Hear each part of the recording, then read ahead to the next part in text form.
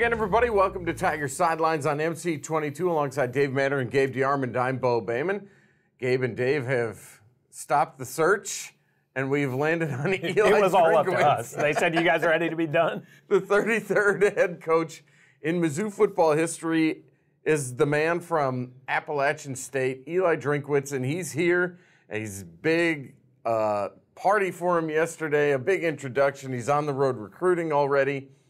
And so your thoughts on the hire? First of all, let's not have the thoughts on the hire. How about the hiring process, Gabe? The process was it was interesting, I would say, to say the least. And you know, people think we're focusing too much on the process, but that's the interesting part. Oh. The interesting thing is not, hey, they named a head coach and everybody loves him and he's recruiting. Like that's all standard. Yesterday was all standard. What was not standard was how we got here, and I think Jim Sterk deserves some blame for it. And I think whoever decided that it was a good idea to go public and make Jim Sterk look awful deserves some blame for it. Because that certainly happened. That Jim Sterk had a list and he presented it and they said, try again. I mean, that came out and it's like, okay then. I described the process as clunky. Like, you know, there was some bumps in the road that normally we wouldn't find out about. I don't know. If I'm a Missouri fan, though, at the end of the day, if you like this guy, you know, all's well that ends well. Like, sorry that it happened that way. Sorry for Jim Sterk and the process, but I don't know if anybody would have been excited about the three coaches that he was targeting. You know, Blake Anderson, Jeff Monken, and Skip Holtz. I think they're very safe choices. They weren't going to come with any kind of NCAA baggage, which is something obviously Missouri would like to avoid. But man, there's not a lot of upside there with Drinkwitz. There's not a lot of track record, but there's a lot of upside. I mean, this guy could be a great coach. We just don't know. And that was part of the problem in my eyes. How do you fire up the fan base with a safe pick who's not necessarily a name pick? Right. You knew what those guys were. They weren't going to be significantly better. I mean, if you're going to hire a Sun Belt coach, I'd rather have the one that went 12-1 than the one that went 7-5. That said, I don't think this is a sell 10,000 season tickets hire. No. You know, I think the diehard football fans like this hire. The more, kind of like the football nerds. You know, it's, and I don't mean that like, I understand how people will take that, but I just mean that, you know, the people who study the analytics and know some of these names, like that was a name that a lot of people on my site liked really early. The casual college football fan, which is what you need to fill up that stadium, is going to go, yeah, I don't know, 1 year at App State. Like, most of them probably didn't know who he was 2 weeks ago. So I think it will be more of a, hey, refill this thing slowly than a day one Lane Kiffin type hire. And that doesn't make it bad. It's just different. That's why I think this kind of hire, as far as making money, it's about 2021. He's got to win next year, and then they'll maybe even beyond. And then they'll buy in and invest, because Missouri fans aren't going to invest on the ground floor on this hire. But if he goes 8-4 next year, are they investing in that? Which would be a good year, but the Missouri fans have shown they need a couple It'll be a years good year for Drinkwitz, because he'll get an extra year on his salary, or 100,000. Yeah. And that's what some of the people are saying. $4 million for this guy. It seems, and I know how things are changing, but for $4 million, you could get a name guy. Well, but first of all, you are going to have to pay anybody $4 million, because if you fire a guy making $3 million, you better expect to pay the next guy $4 million. And then they lost all leverage on Thursday night. They went out and basically were starting their coaching search over, and everybody in America knew it. Now, a lot of fans say, well, this didn't make any noise outside of just the fan base. Oh, I promise every agent and every coach in college football knew about that, because I talked to some of them. Right. I can totally believe that. And then when you look at the contract, 6 years at $4 million a year, and as you mentioned, you get to a bowl game or you get to 8 wins, and it just keeps going up. And he's sitting pretty in Columbia, Missouri with $4 million. It's a very un-Mizzou contract also when you look at the buyout, because without getting into the nitty-gritty, the buyout is based on the total salary, $4 million, instead of just that small base, which it is for most coaches at Missouri in the past, which is an outdated way of doing it. This is more the standard now, but it does represent some change. This is the first time they've ever done this for a football coach, right? Yeah. I mean, this is, Konzo's is somewhat similar. Yes. This is a guy who 14 years ago was coaching in middle school, and now he's coaching, you know, in the SEC East. If you want to be in the SEC, you probably want to be in the East, just because you think about Lane Kiffin at Ole Miss. He's got Alabama, LSU, Alabama, and Auburn all in a row next year. Well, you don't have that at Missouri. So if you want to coach in the SEC and be safe, it's try the East. And I think obviously Eli Drinkwitz wanted to coach in the East because I'm pretty confident he had the option to go to Arkansas if he wanted to. You know, I heard a podcast this morning brought up a pretty interesting point. Think about Springdale High School in like 2006. They had 2 SEC head coaches on their high school staff.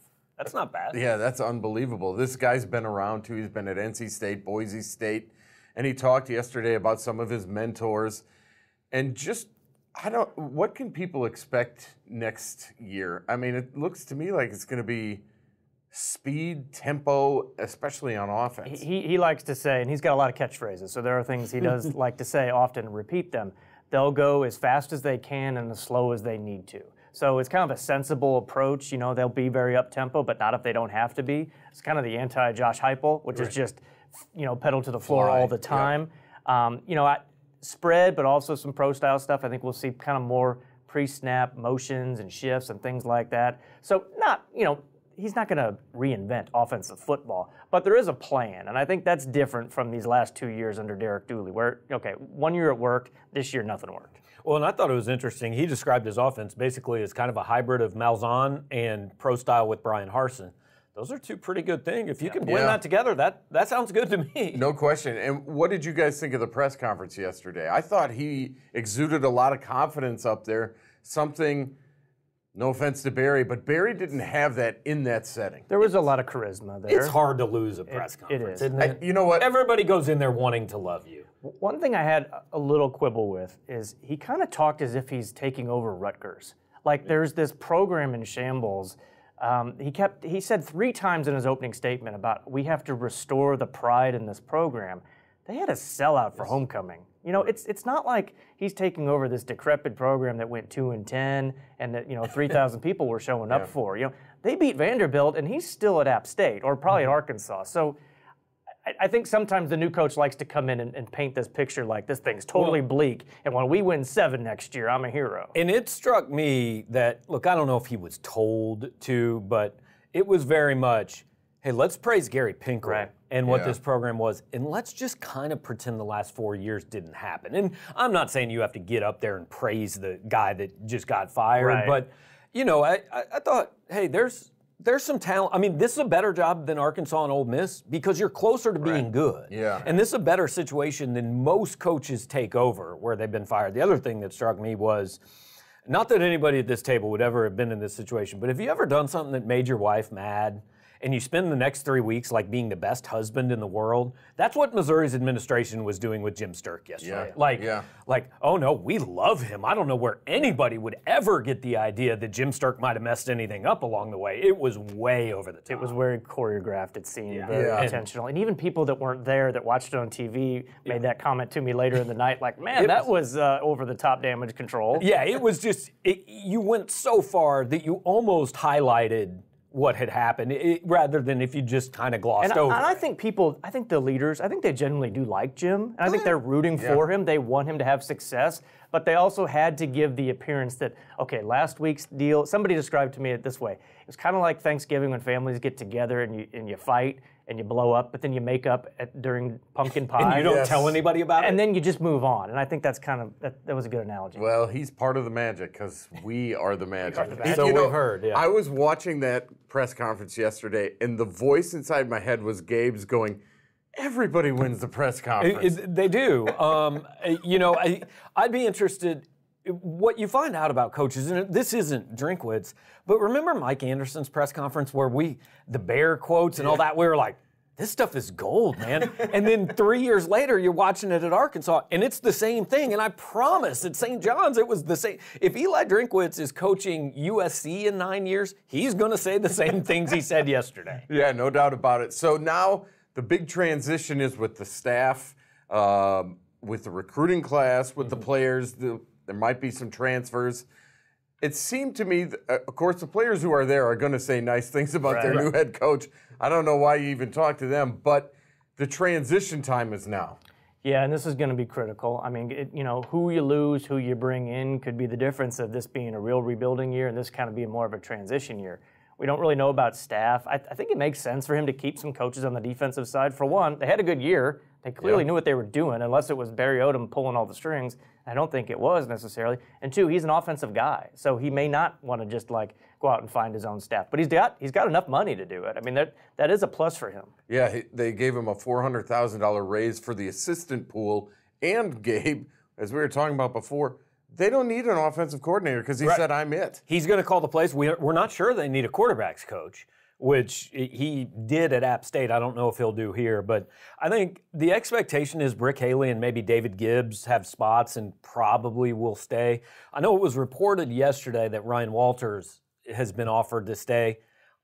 I would be surprised if that's as defensive coordinator, and I would be surprised if Ryan opts to stay here if he's not the defensive coordinator. Right, and he was also making a lot of money, and he's making more money than a safeties coach would make. $600,000, I think. So would he take a demotion? I don't know. But it would be, he's still under contract, so it would be, he would be a $900,000 or $800,000 safeties coach if he wanted to stay here. But I just have gotten the impression, before Drinkwitz was even named, that he's a guy that's probably going to look to go somewhere else. And Gabe, this is a huge recruiting weekend because it seems like they're pulling in all the recruits because when there's a coaching change, you can have another visit. Yeah, I know on Wednesday night he was FaceTiming with Montre Edwards, who is one of their big uncommitted prospects. Tonight, I guess tonight's Wednesday, so Wednesday night he's going to be in to see Elijah Young, a running back out of Tennessee that committed but is a little bit on the fence.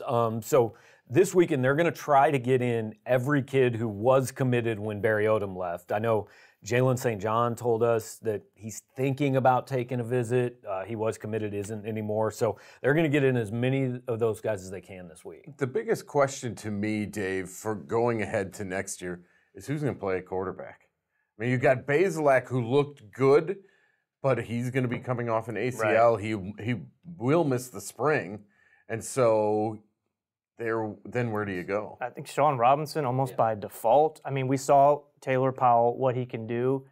Nothing against him, and he gets credit for winning that Arkansas game. They were down, he came in, rallied them, and they won. I don't know if he's somebody you go forward with and say, hey, this team can win the SEC East with him at quarterback. Robinson has started more games than anybody at a Power 5 level. Wasn't great at TCU, but he was young. I think he kind of fits what Drinkwitz can do in this offense. He doesn't have to have a mobile quarterback, but he certainly is one. So I think he's got to be the odds-on favorite going into spring. And if you talk to anybody around the program the last few weeks, they will tell you Sean Robinson's the best quarterback on the roster. Now, look, that's what happens with guys sitting out. I mean, I think we've seen in the first 6 weeks of basketball season, Drew Smith's a good player. He's not what we were told he was for a year. Sean Robinson may very well be a good quarterback, but some of the things you're going to hear about him are over the top. So what is the next thing that we will hear? Are we going to hear We'll about hear some staff stuff? I was going to say staff and maybe some recruits saying, yeah, I'm back in or I'm staying. Or I think he indicated over the next couple days staff hires will start to come out. I think that's mostly going to be obviously guys he's keeping from here or bringing from Appalachian State. The other stuff will take a little bit longer, but we'll get a little of that. Especially with defensive coaches. I mean, if you got commitments out there who don't know who their position coach is going to be, I mean, that doesn't work. So if you want to keep some of these guys, you need a coordinator and you need position coach. And he can't be the only one on the road right now, right? He's got to have a couple of, I mean, we'll wait to see if Brick Haley tweets or anything like that, Absolutely. All right, we're going to see what you have to say in the tweet machine next. We'll check the Twitter. When we come back, you're watching Tiger Sidelines on MC22.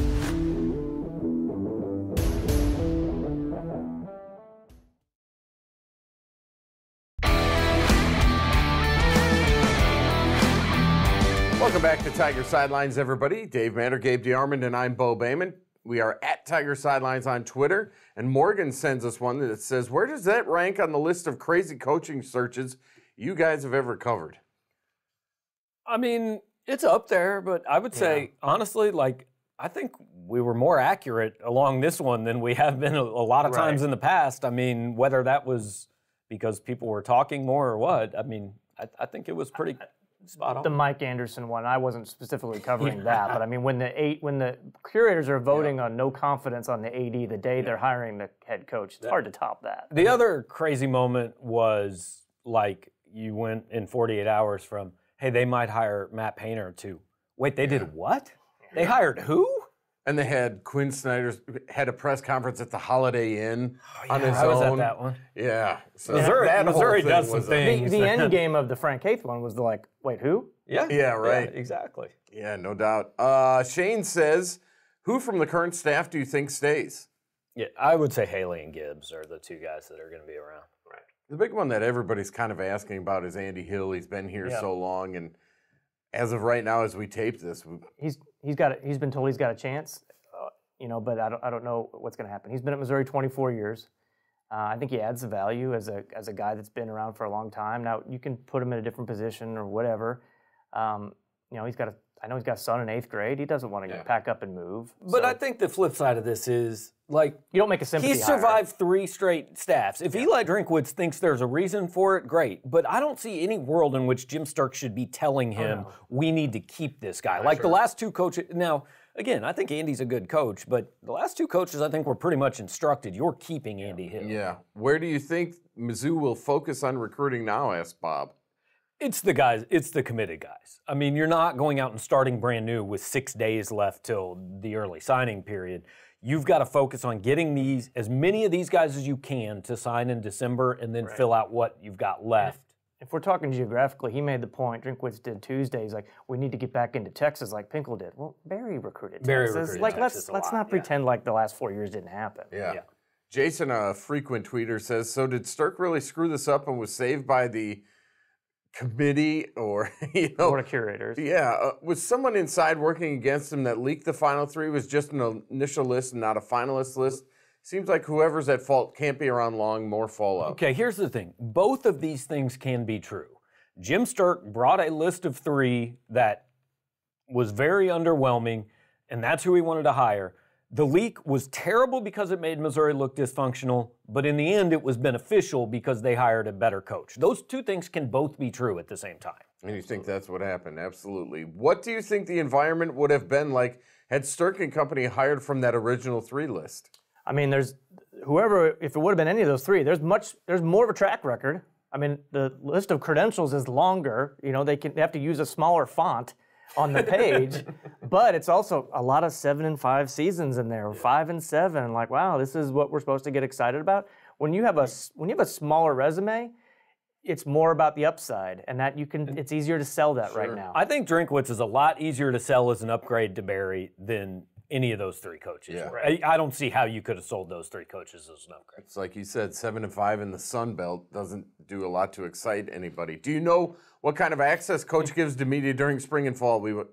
Not yet. 24 hours, no. Pretty good access at App State, I know, but this is a different market. Yeah. Any rumors on coaching hires outside of the football scoop report? And what are your thoughts on him being the head coach and offensive coordinator? We have the talent to win 7 next year.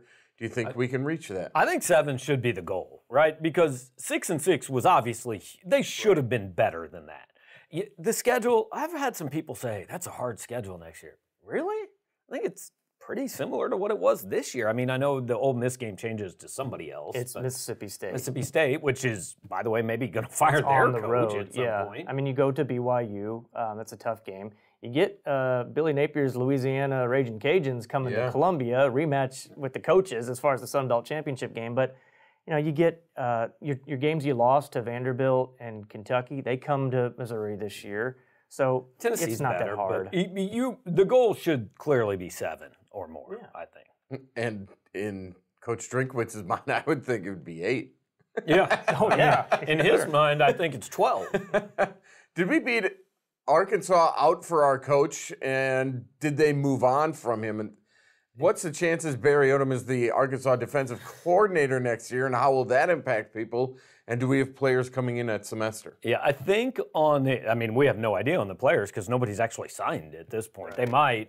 I think on the Arkansas deal, nobody's going to say it out loud because Eli Drinkwitz doesn't want to tell anybody, hey, I turned down Arkansas, because that makes Sam Pittman look bad, and these coaches all know each other. But I think it's pretty obvious when his name is heavily being mentioned, then all of a sudden on Sunday morning, all these national guys are saying, Sam Pittman's now a serious candidate for Arkansas. Something happened on Saturday night. And it's all semantics, too. Like, was he offered the job? Well, he was only going to be offered the job if he was going to take it. So Missouri only offered the job to Eli Drinkwitz. Right. Because that's all they ever offered the job to. And he probably was compassionate because they waited till after the Nutcracker. Exactly, and paid him $4 million. Do you think it's important for Coach Drinkwitz to hire SEC experienced coordinators? No. Yeah, I don't either.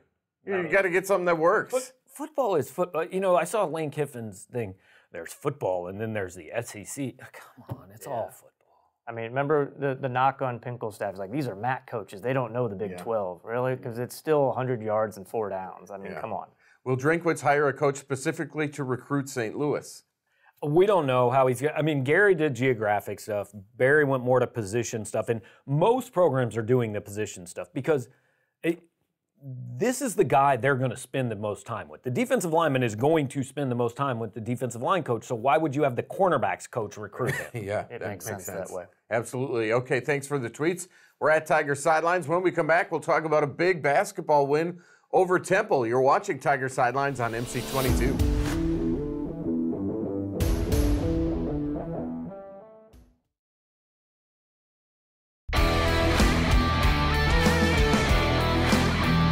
Welcome back, everyone. That's Dave Matter and Gabe DeArmond. I'm Beau Bayman. This is Tiger Sidelines. And as we switch from football to basketball, Conzo Martin's team got a big win on the road. We were talking about it. How do you lose to Charleston Southern at home and then go to Temple and win? And they win 64-54. The Tigers are now 5-4 on the year. They shot well, which they hadn't done all year, and they capitalized on mistakes. Temple gave the ball away like 19 times. They shot terribly from the free throw line. And Missouri finished really strong, did all the things you got to do down the stretch. They looked like a completely different team than the one that lost to Charleston Southern. Arguably the worst loss in that arena's history. And this is finals week this week, so they have the whole week off until Sunday. They play Southern Illinois. Yeah, that should be a win, you would think. They'd be 6-4. I mean, they've really put themselves in a position. I don't think they can lose another non-conference game, right? They got to beat Illinois and West Virginia, and obviously you can't have another Charleston Southern. Chicago State still on the schedule, too. I think they might actually be worse than Charleston Southern, like RPI. Ken Palm, RPI stuff, yeah, they are. That's unbelievable.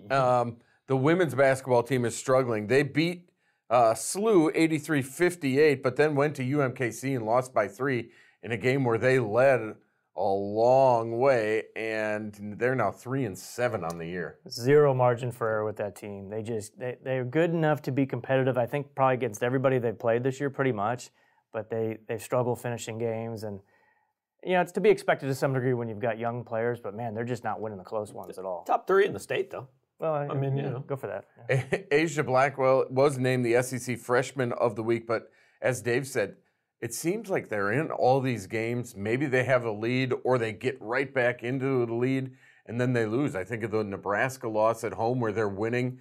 They miss free throws and all of a sudden they hit a 3 and lose in overtime.